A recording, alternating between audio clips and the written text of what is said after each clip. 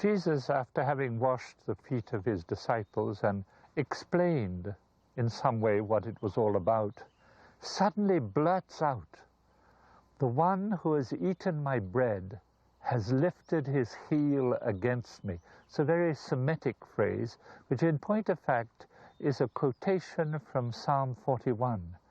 And just before that, in Psalm 41, this is what it says: "My bosom friend, the one in whom I put my trust, has lifted his heel against me."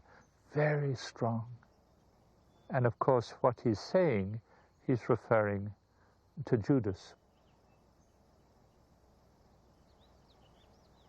And Judas, his bosom friend, the one he loves, the one he has trusted, the one that he has walked with, the one that he called, he is going to betray Jesus. He is going to, in some way, sort of hand him over to the enemy. You see, betrayal is something very powerful. It's not just separation. Betrayal is to reveal to the enemy or to reveal to someone something that a person has told me in confidence, something very personal. And then I use that which was given to me as something very personal to go against someone, to revile them, to hurt them. And that's why Jesus was troubled in his spirit. It's even deeper. He was in anguish.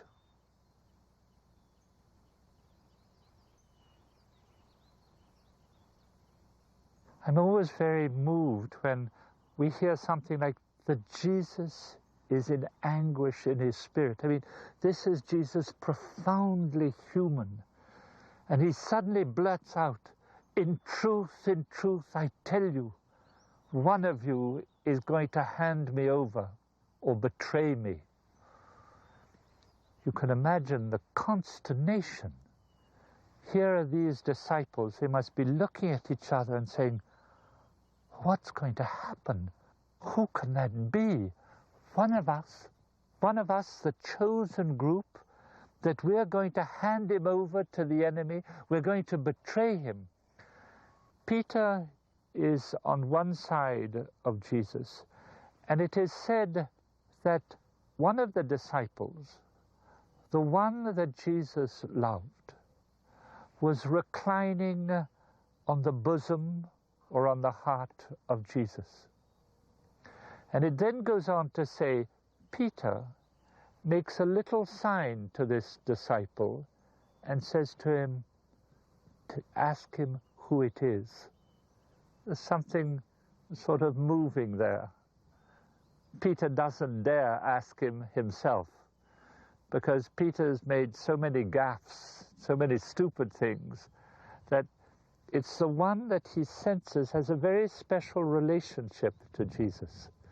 So he says to the beloved disciple, ask him who it is. And the one who is reclining on the heart of Christ says to Jesus, Lord, who is it?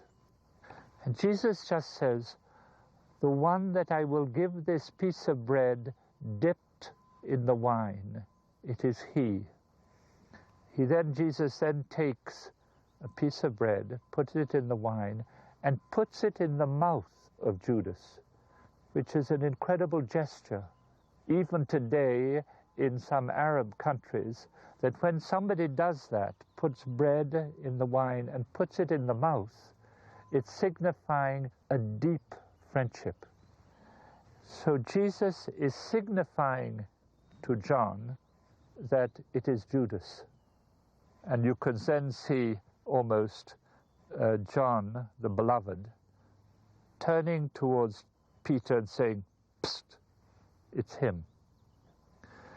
When Jesus puts this piece of bread into the mouth of Judas, he says, what you have to do, do it quickly.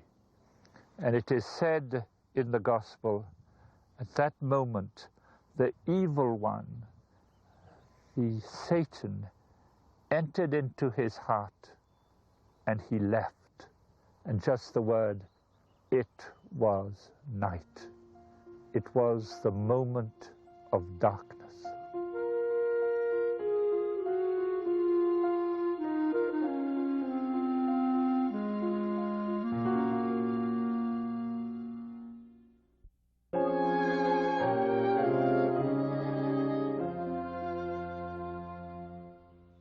This scene is filled with intense emotion.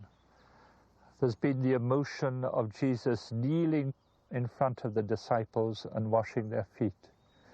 Here we have also three men with different reactions. On one side, we see Judas, who in some way now is beginning to hate Jesus. We'll come back to that. There's the beloved disciple resting on the heart of Christ. And there is Peter, whom we see confused. And in a way, these three men are in us at different times of our lives. There are times when maybe we hate Jesus.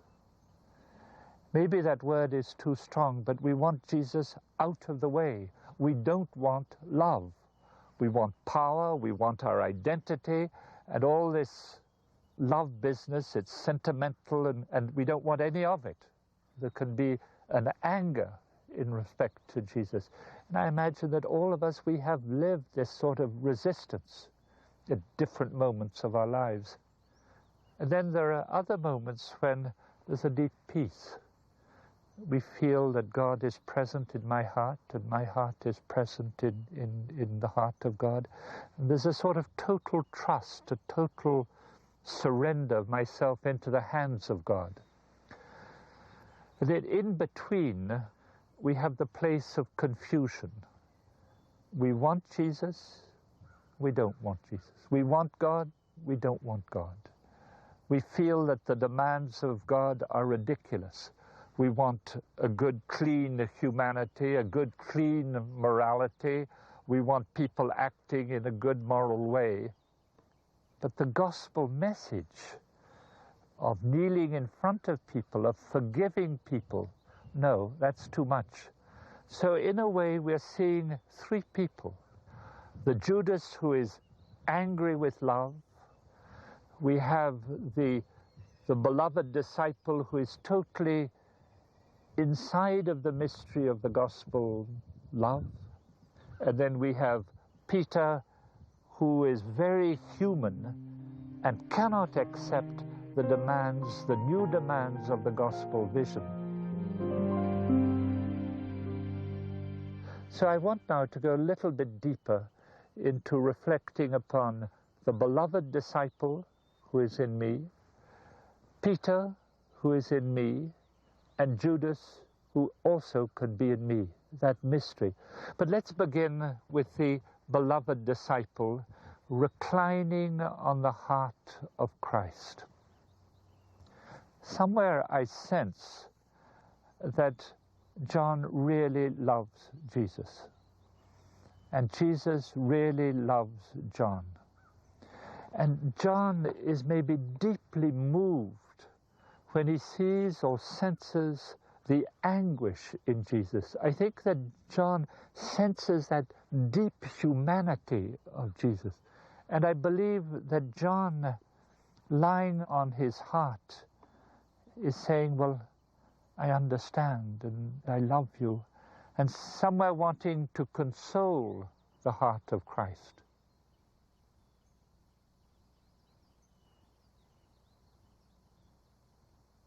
This beloved disciple is revealing something about relationship to Jesus. And I believe that he's telling us something about prayer. And Jesus, when he tells his disciples how to pray, he takes that beautiful prayer of Abba, our Father, Father.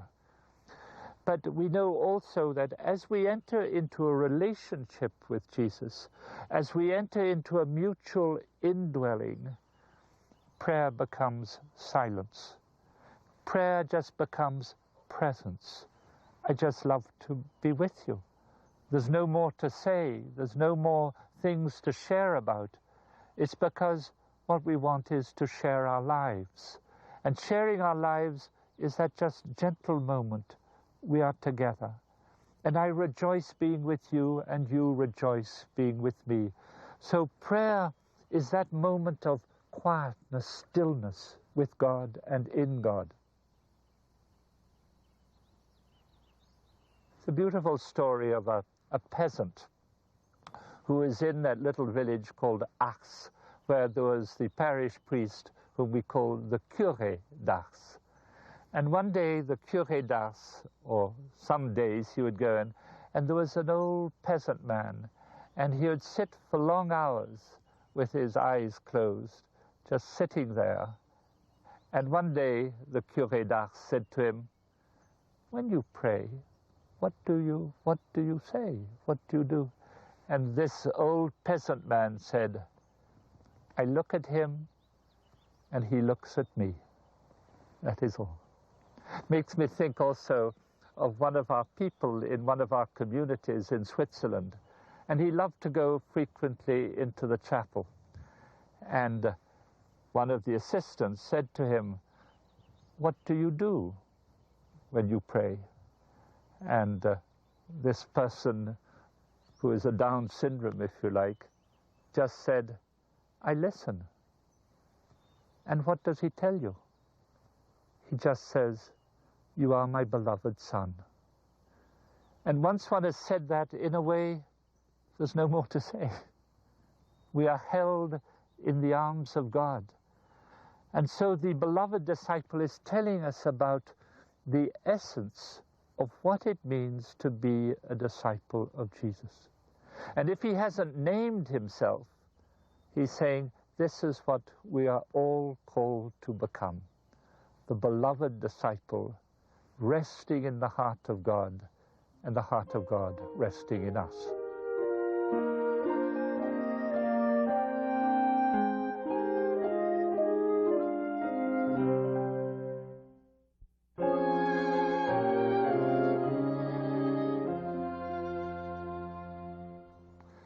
Then we have Peter. Peter's a very complex personality. On one side, clearly, he is a leader. But he's one of these leaders, like many maybe leaders, who there's a whole part of weakness inside of him. And one of the things he cannot stand is weakness, is suffering. For him, he's a man who has probably succeeded, and anything that smells of weakness is wrong. There's a moment in the 16th chapter of Matthew where Jesus says that the Son of Man is going to be killed and suffer a great deal. And Peter draws him aside and he says, "God forbid, this will never happen to you with, I'll defend you. Now don't get exaggerated, don't be pessimistic." One can understand Peter. He's a very human man. But what Jesus says to him, he says, "Get behind me, Satan," the adversary. "Get behind me, Satan. You are a scandal to me. Your words are words that are human but don't come from God." Ooh. You see, there's something in Peter who wants to organize things, control things, and so on. And we see at one moment, and we'll see that later on, he wants to save the Savior. "I'll save you." And of course, the mess he made when Jesus wanted to wash his feet, he cannot accept weakness.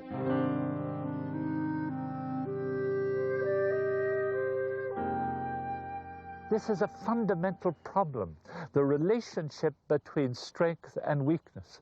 And it's behind that idea that people who are weak should be rejected. They should be put in institutions. We don't want people with disabilities, because the whole of reality is to bring weakness and strength together. I must do that. You must do that. We must all do that, because we are all vulnerable people. But Peter cannot accept. He hasn't yet come in contact with who he is and with his own fragility. So he's a man who is confused, but he's revealing something very important about what it means to be human or inhuman, but also revealing a great deal about who Jesus is, where this mixture of weakness and strength is glorified in the Word made flesh.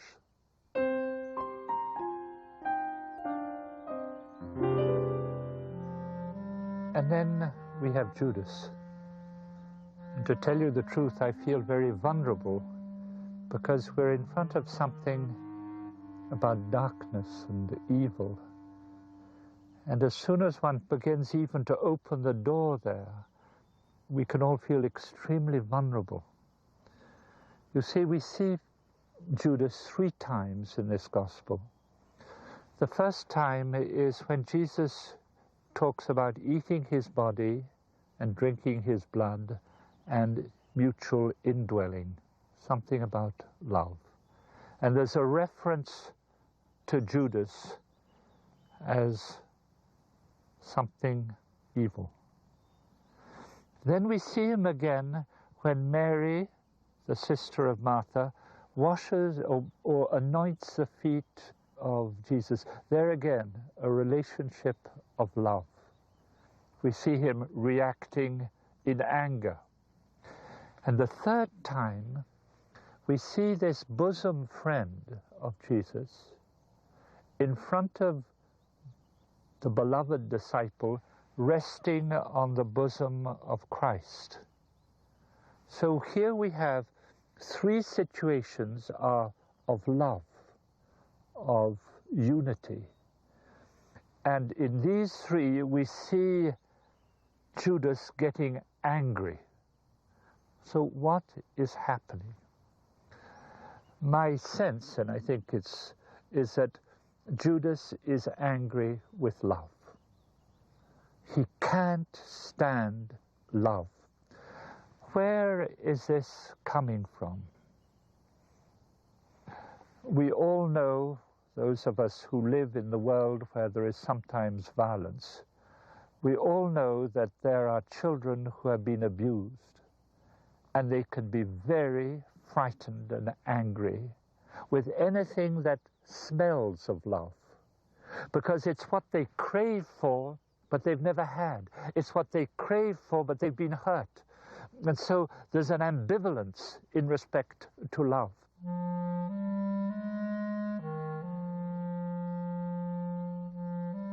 There is no doubt that Jesus loved Judas, but at the same time there's a lot of anguish in Judas.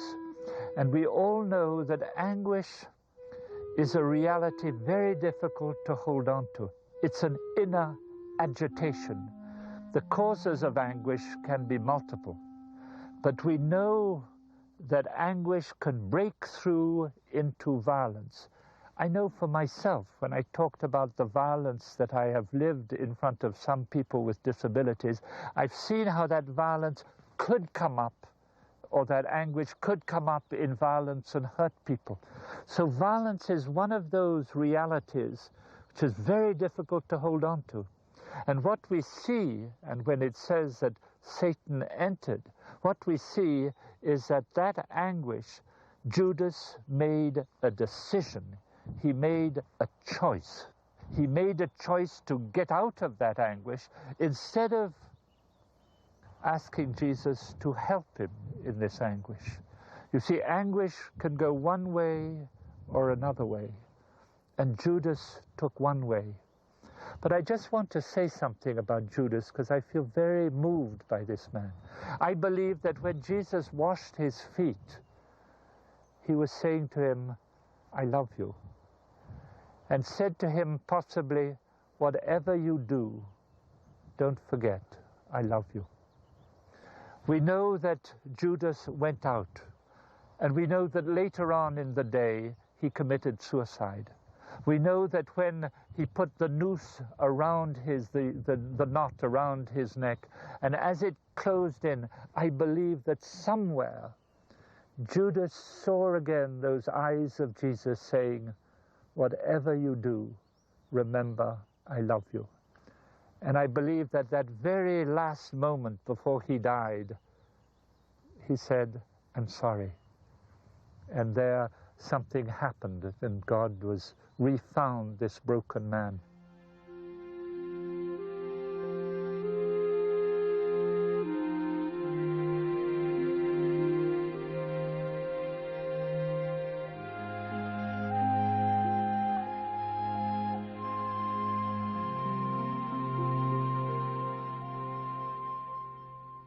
Peter is in me, and Judas is in me. What we all have to be careful of is somewhere that when we do go into inner pain, and all of us go through inner pain, how to remain in trust. Trust to come to Jesus, trust to accept our own weaknesses, and to be careful not to flip into a form of violence. But this is in each of us. But I do believe also that Jesus is saying to each one of us, whatever happens, I want you to know that I am with you and that I love you.